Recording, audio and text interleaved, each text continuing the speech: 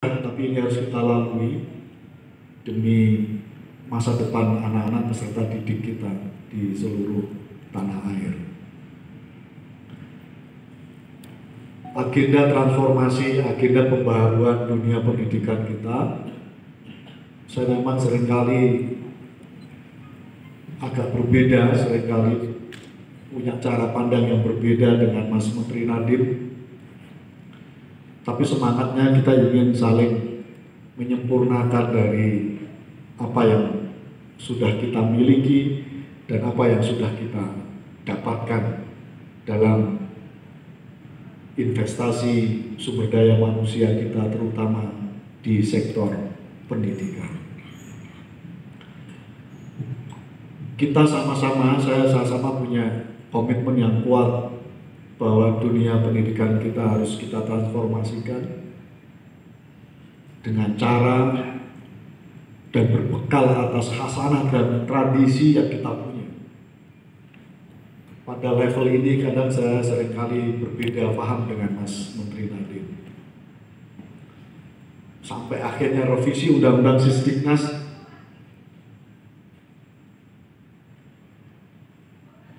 tidak berjalan sebagaimana yang kita sepakati bersama.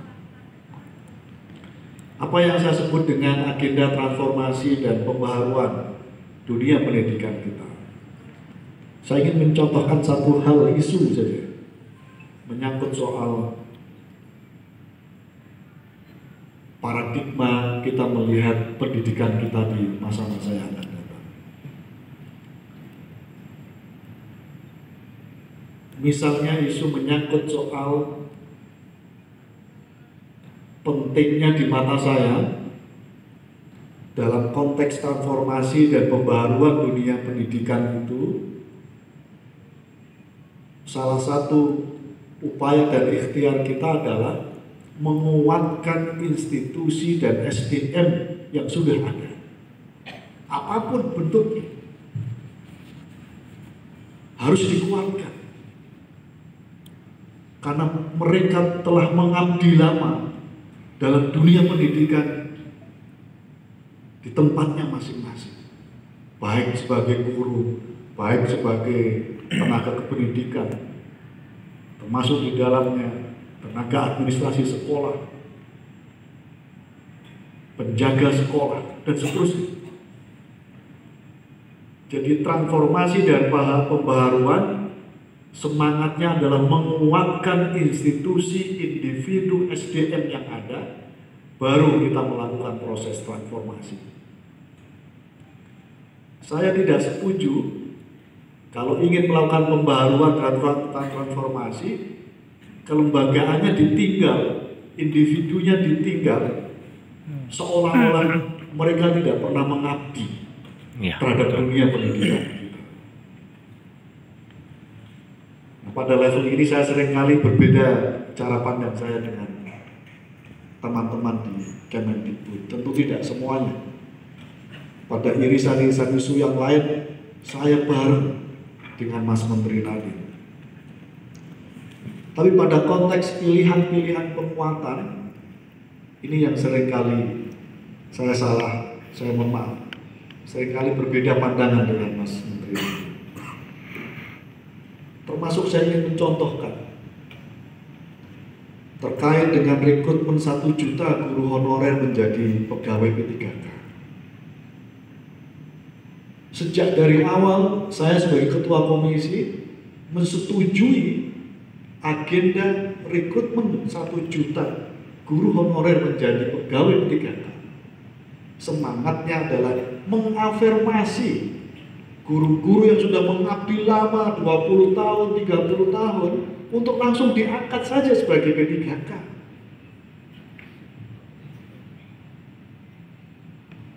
Diafirmasi langsung. Nilainya, kalau perlu nilai kelulusan 500 poin, diafirmasi langsung saja guru-guru yang sudah mengabdi lama 20 tahun, 30 tahun, afirmasi 400 poin. Berarti guru-guru yang sudah lama, yang senior, cukup mengikuti seleksi untuk mendapatkan nilai 100 poin. Karena 400 poinnya mendapatkan afirmasi khusus karena kita mempertimbangkan aspek pengabdian selama puluhan tahun. Apa yang terjadi kira-kira debatnya sampai hari ini? Guru-guru senior kita dalam skema seleksi pegawai P3K kemarin tidak mendapatkan afirmasi. Apa yang terjadi? Guru-guru fresh graduate yang akhirnya menang dan akhirnya bisa diangkat sebagai pegawai pemerintah jalur P3K. Di mata saya nggak fair, nggak bisa dikompetisikan. Tapi di mata Kemendikbud harus dikompetisikan. Karena dianggap membutuhkan calon guru yang kompeten, yang punya kapasitas yang baik. Risikonya akhirnya guru-guru senior kita yang mengabdi lama menjadi honorer gagal. Sekedar lulus passing grade saja tidak bisa karena kalah. Karena itu dari hampir 700.000 guru honorer yang kemarin ikut seleksi, sampai hari ini baru 295 yang diangkat, yang lulus. Dari 295 hampir 240 lebih, 240.000 rata-rata guru-guru baru.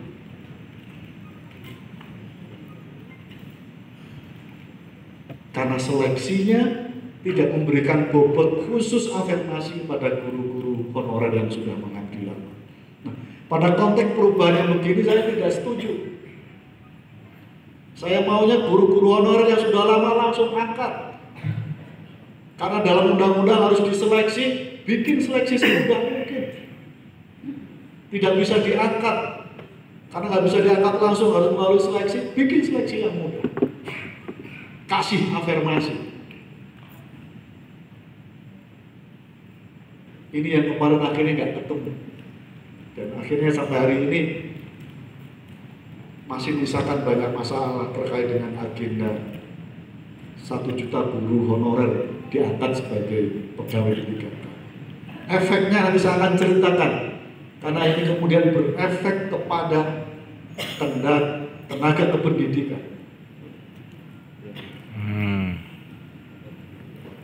Jadi isu pertama, concern saya, objektif saya pertama adalah kita ingin transformasi, kita ingin pembaruan pendidikan, tapi semangatnya adalah menguatkan institusi, kelembagaan, sumber daya manusia pendidikan yang sudah mengabdi lama untuk diajak terlibat dalam proses pembaruan ini, tidak malah dibuang dan disingkirkan,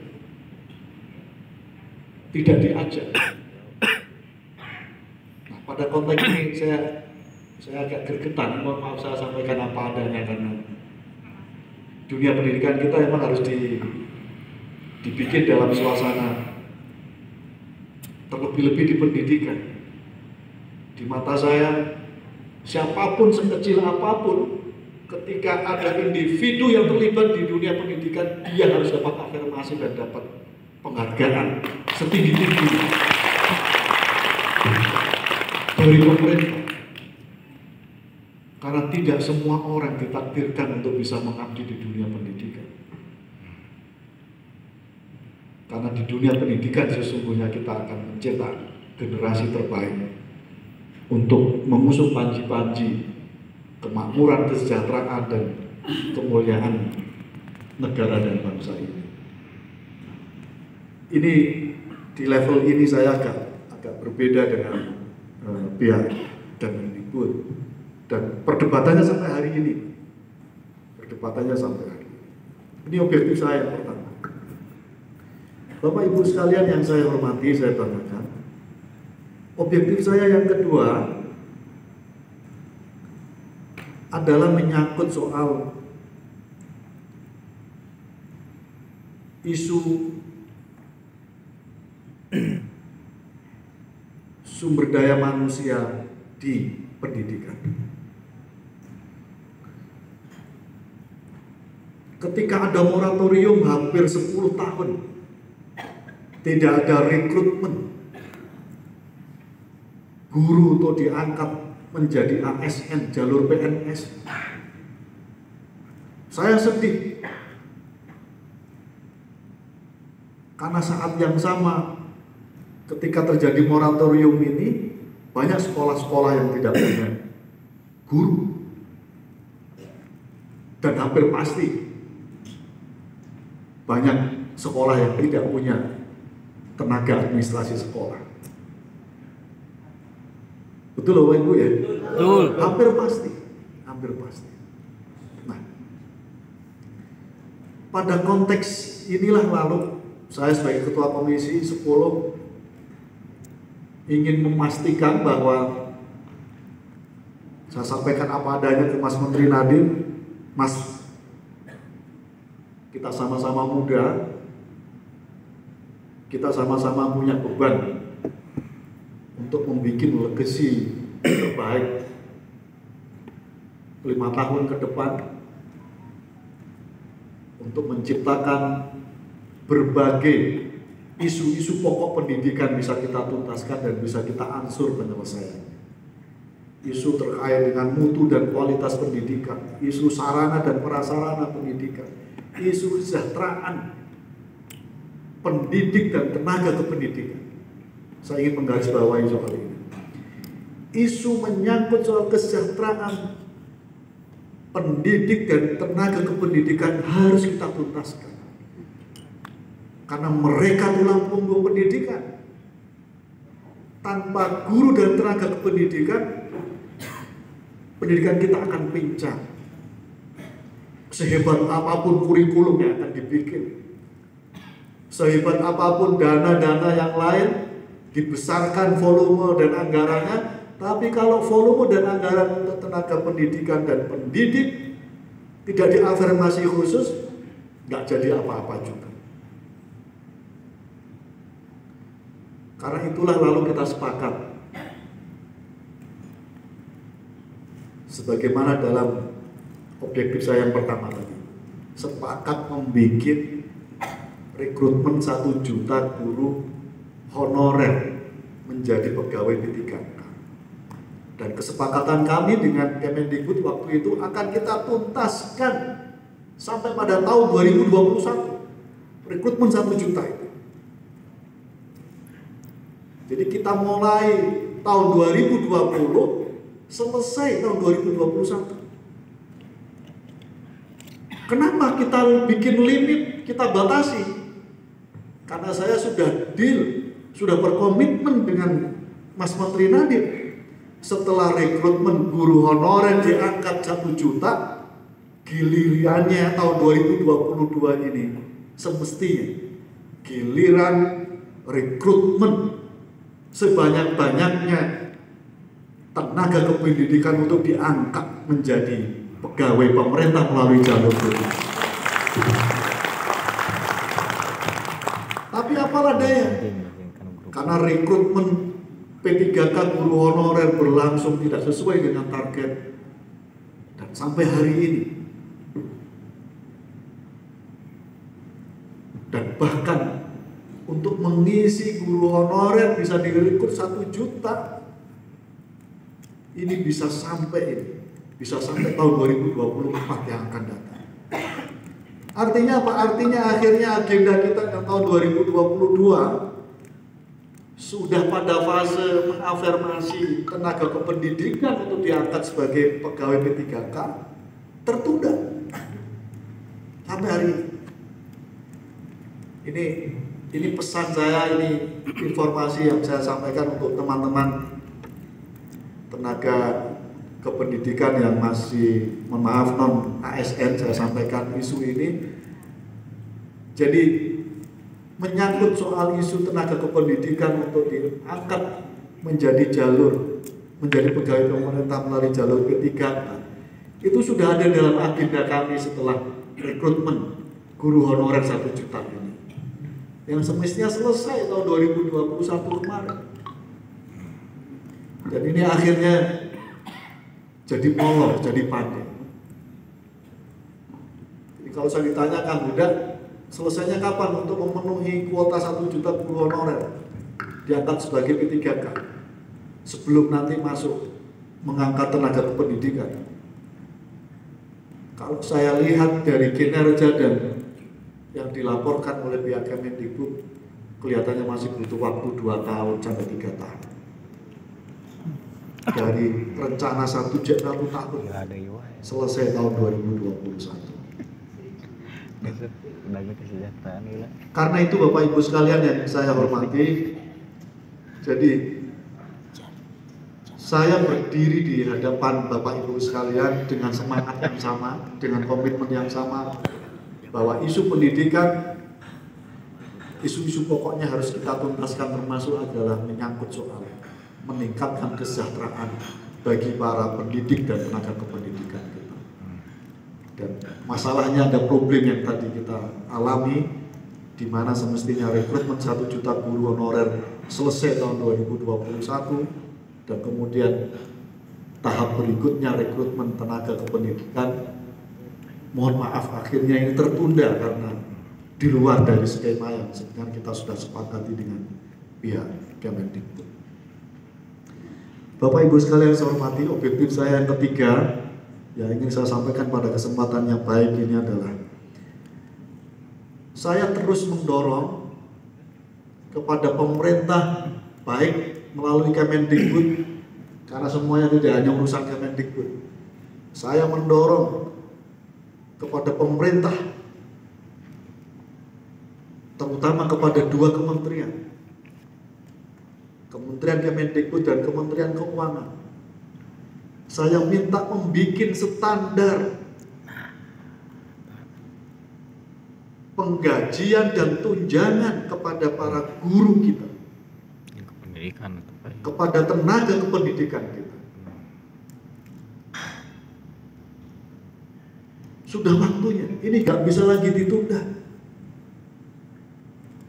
Standar gaji dan tunjangan yang wajib dikeluarkan, baik oleh sekolah, berarti sekolah swasta, baik oleh pemerintah daerah, baik pemerintah provinsi dan pemerintah kabupaten kota, yang standarnya disepakati, dibikin aturannya. Jangan sampai ada guru honorer yang masih sampai hari ini digaji 150.000. Jangan sampai ada tenaga pendidikan yang hari ini masih dibayar per bulan 100.000. Masih banyak kita ketemukan. Perlu dibikin standarnya. Buruh saja ada standar UMR-nya. Masa orang individu yang ngurus pendidikan kalah dengan para buruh? Gak bisa. Ini gak adil.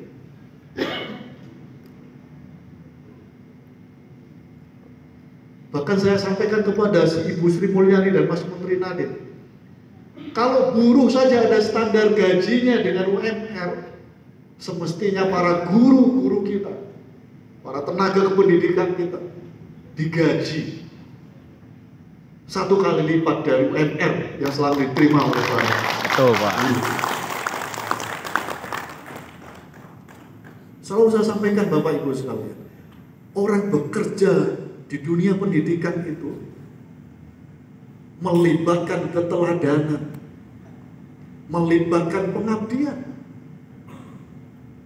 Yang lainnya tidak. Yang lainnya tidak. Hanya di dunia pendidikan yang melibatkan pengabdian dan melibatkan keteladanan. Di profesi yang lain tidak ada. Kok sampai hari ini begitu susahnya bikin aturan yang menstandarisasi gaji dan tunjangan kepada guru-guru honorer kita dan kepada tenaga kependidikan. Apakah bisa Kang Huda? Bisa. Tinggal ada political will bersama-sama saja. Nanti berisiko kalau udah ada sekolah yang nggak mungkin apa. Itu urusan, itu case. Itu kasus yang bisa kita selesaikan dengan cara per kasus.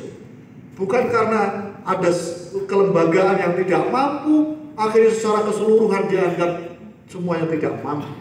Padahal saya sudah melakukan survei, hampir 70% kelembagaan kita, institusi kita, baik Pemda, baik sekolah-sekolah, mampu untuk memberikan gaji dan tunjangan yang lebih mulia dan lebih sejahtera, yang bisa diterima oleh para guru dan tenaga kependidikan kita.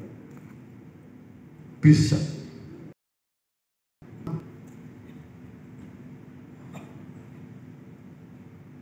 Ini yang terus saya wacanakan Bapak Ibu sekalian.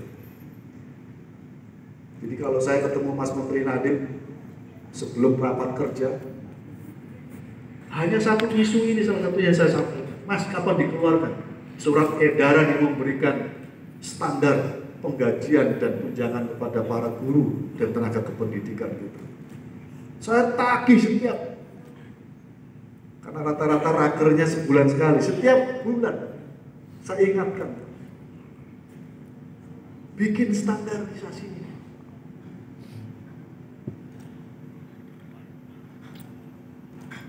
Ini bagian dari cara kita untuk memuliakan para guru dan tenaga kependidikan kita yang sudah puluhan tahun untuk bisa diangkat sebagai pegawai pemerintah. Gak bisa. Paling tidak ini bisa menjadi bagian dari semacam kompensasi pengabdian kesabaran yang selama ini sudah diberikan oleh para guru dan tenaga kependidikan kita. Dengan cara adanya surat edaran, dengan cara ada surat permen, baik permen Q, permen Dikbud yang menyatakan menstandarisasi terkait dengan gaji dan tunjangan bagi para guru dan tenaga kependidikan kita. Apakah Bapak Ibu setuju ya soal isu ini? Setuju. Bisa, saya meyakini bisa. Nah, ini objektif saya yang ketiga Bapak Ibu sekalian yang ingin saya sampaikan pada kesempatan yang baik. Objektif saya yang keempat, saya selalu ditanya oleh teman-teman dan saya sudah bikin analisanya dan potensi kita ada dan mungkin untuk kita lakukan. Yaitu menyangkut soal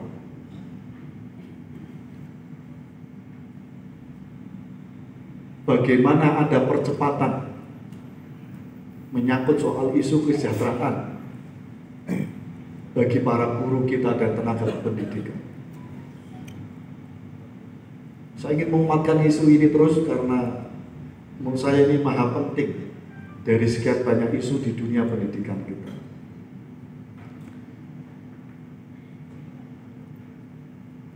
Kebutuhan kita untuk mengangkat guru, khususnya yang ada di sekolah-sekolah negeri kita, kebutuhan kita ini kurang lebih sekitar 1.350.000-an. Ditambah yang pensiun tahun ini mungkin kurang lebih sekitar 1.500.000 di level guru. Di level tenaga kependidikan selalu berubah-ubah data update yang saya dapatkan dari Kemendikbud juga sebenarnya tidak terlalu banyak untuk kita dapatkan, kita dorong afirmasinya menyangkut soal isu kesejahteraan. Suatu saat saya datang dan ketemu dengan kepala BKN. Saya sampaikan, kepala BKN yang sekarang saya sampaikan, Pak, saya sudah menghitung guru dan tenaga kependidikan ini kalau diangkat menjadi pegawai pemerintah, terlepas itu ASN, terlepas itu P3K, jalur P3K. Saya sampaikan ini cukup masa transisi 5 tahun paling lama. Paling lama 5 tahun. Caranya gimana Kang Huda? Pak Huda? Begini saja Pak. Pegawai-pegawai pemerintah yang ada selama ini rekrutmen PNS, rekrutmen CPNS di kementerian, rekrutmen CPNS di lembaga-lembaga pemerintah, baik komisioner, lembaga dan seterusnya. Moratorium aja itu.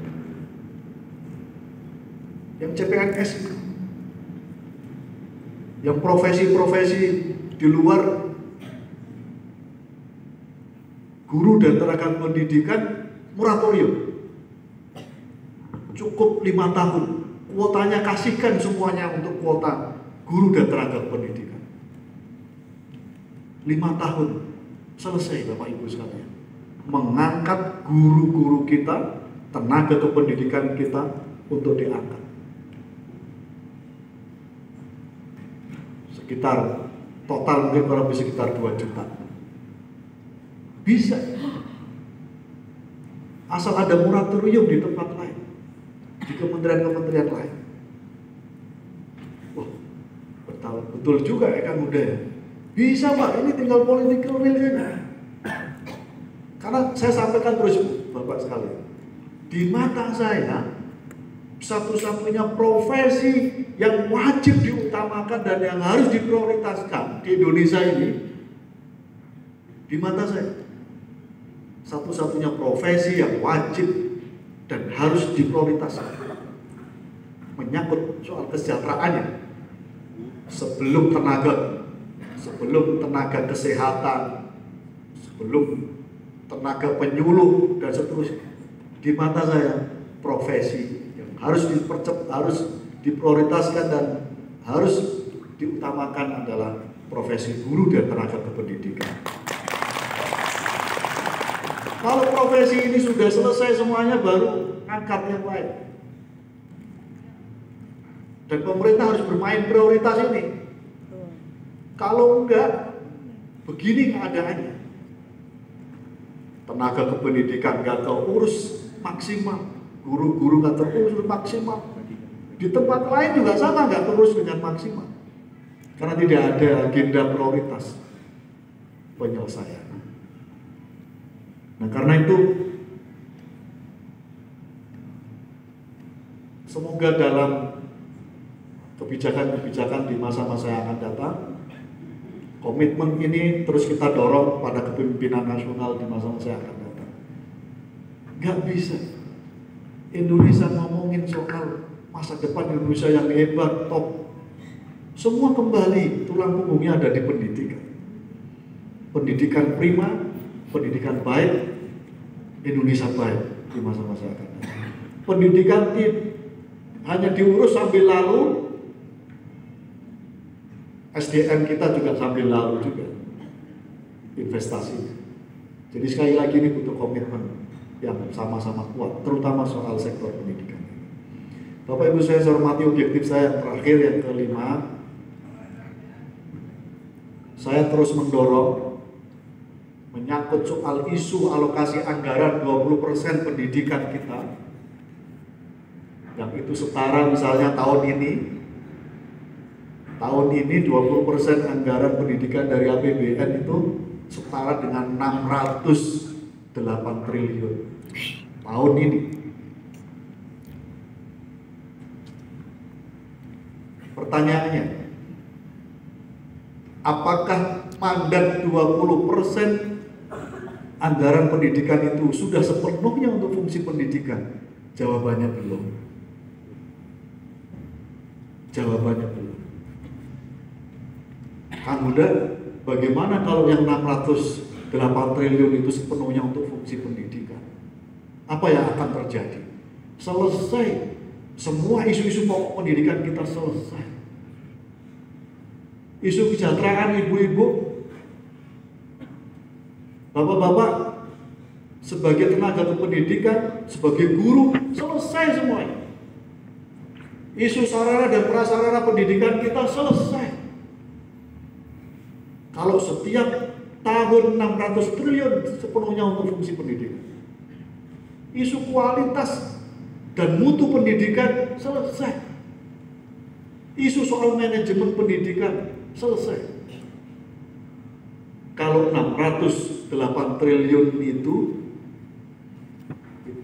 yang 20% itu setara 608 triliun itu sepenuhnya untuk fungsi pendidikan.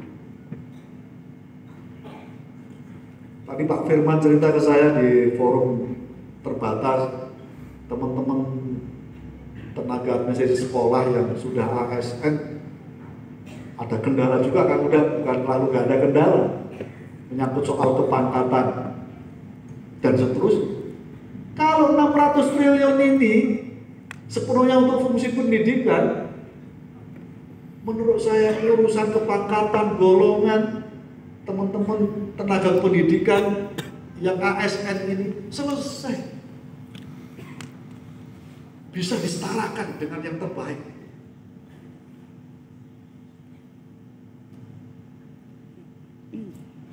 Kepangkatannya bisa. Karena ada anggaran. Pertanyaannya, itu kemana Kang udah anggarannya yang 600 triliun? Dan ini adalah mandatori undang-undang tapi tidak sepenuhnya untuk pendidikan. Contohnya, salah satunya. Dari 600 triliun yang diurus langsung oleh Kemendikbud hanya 85 triliun. Di Indonesia ini yang punya fungsi pendidikan hanya 2 kementerian, Kemendikbud dan Kemenag. Kemendikbud dari 608 triliun hanya ngurus 85 triliun. Kemenag hanya mengurus dapat alokasi 55 triliun. Jadi di total 140 triliun. Sisanya kemana kan? Sisanya berseret kemana-mana. Jadi dana alokasi umum transfer ke kabupaten kota, menyebar ke kementerian-kementerian yang lain. Ada namanya itu, ada akun di dalam Kementerian Keuangan yang judulnya saja dana yang diperkirakan untuk fungsi pendidikan 150 triliun. Nomenklaturnya namanya anggaran yang diperkirakan untuk fungsi pendidikan 150 triliun.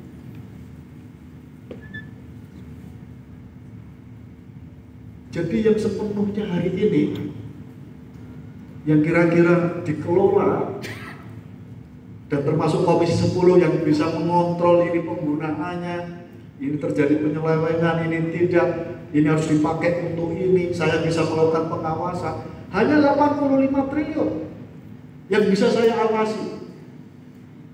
Selebihnya tidak bisa saya awasi. Selebihnya tidak bisa saya bikin perencanaan, penganggaran, padahal sepenuhnya fungsi dari legislasi kita. Tidak bisa. Karena itu saya harus sampaikan berkali-kali. Dalam dunia pendidikan tidak mengenal tidak ada duit. Semiskin apapun pemerintah dan negara, urusan pendidikan wajib ada dananya.